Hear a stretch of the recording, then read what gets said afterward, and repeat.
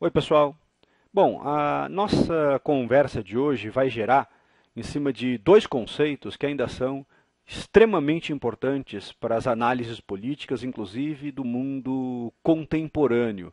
Estou falando das noções de democracia e de ditadura. Bom, quando a gente fala dessa noção de democracia, eu acho que é impossível a gente não pensar na Grécia Antiga e, mais especificamente, na democracia ateniense. E por esse motivo, vale a gente começar retomando uma noção aristotélica.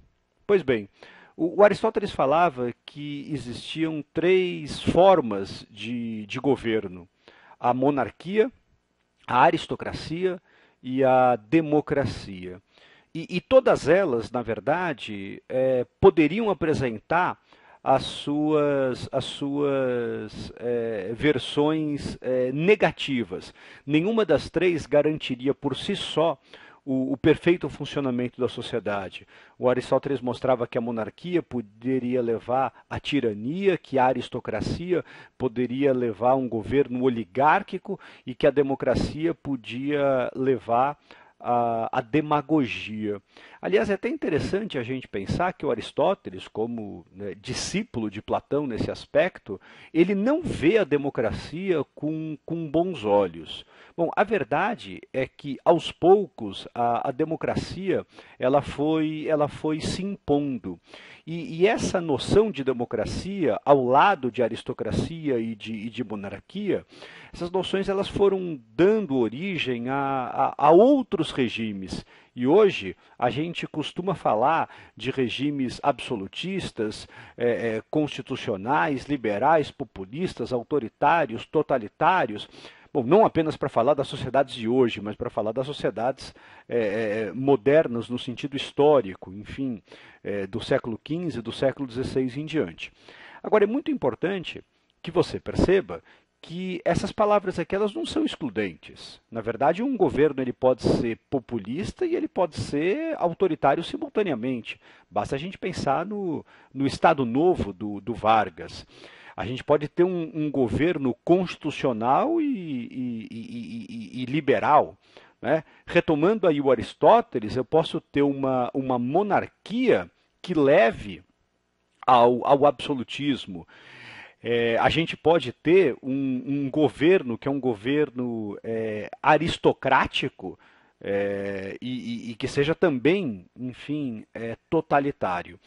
E tudo isso eu acho que demonstra um pouco dessa complexidade. Agora, é claro que a discussão central que mais nos interessa é a discussão a respeito da democracia, porque a democracia ela foi se impondo ao longo dos séculos como a melhor forma de governo, ou como alguns dizem, como a menos pior. Quer ver? Aqui tem uma imagem para a gente discutir. Essa imagem aqui é uma foto dos protestos que ocorreram no Brasil, né, no ano de 2013. Especificamente, essa manifestação ocorreu lá na cidade do Rio de Janeiro. E tudo isso envolveu basicamente o preço das passagens de ônibus. Essas manifestações elas foram se espalhando para o país e muitos dos governos tiveram que ceder e barrar esses aumentos. Ora, o que a gente costuma dizer é que esse tipo de manifestação só faz sentido nas sociedades democráticas. Esse tipo de manifestação obter essa resposta do poder público só ocorre na democracia. E por quê? Porque, sem dúvida alguma, numa ditadura haveria uma repressão violenta, o que não significa que não possa haver repressão também na democracia, mas haveria uma repressão violenta que, no final das contas, proibiria esse tipo de manifestação. Bom, partindo desse gancho, a gente pode tentar então construir quais seriam as características desse tipo de democracia mais comum no mundo moderno, que são as democracias representativas. Bom, em primeiro lugar, essas democracias elas são constitucionais. Existe uma Constituição que é aprovada por uma Assembleia Constituinte com representantes eleitos direta ou indiretamente pelo povo.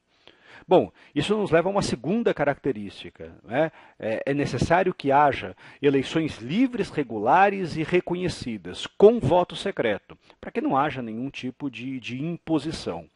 Além disso, é característica da democracia a liberdade de expressão, isso envolve liberdade de imprensa, de artes, liberdade religiosa, e também a gente pode falar da liberdade de organização, os sindicatos, os partidos, enfim.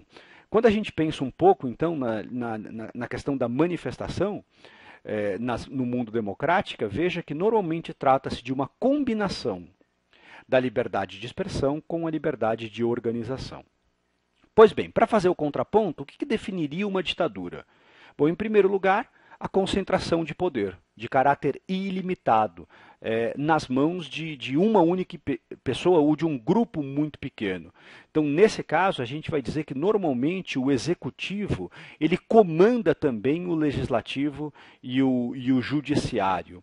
Existe uma manipulação das massas populares, não existem eleições ou elas são forjadas. Então as regras de sucessão elas são precárias, elas mudam ao sabor das circunstâncias. E por esse motivo existe censura, existe repressão, existem perseguições arbitrárias. Quando a gente pensa, portanto, no Brasil moderno, a gente sabe que em 1964 ocorreu um golpe que estabeleceu no Brasil justamente uma ditadura. Por quê? Porque todas essas características passaram a estar presentes.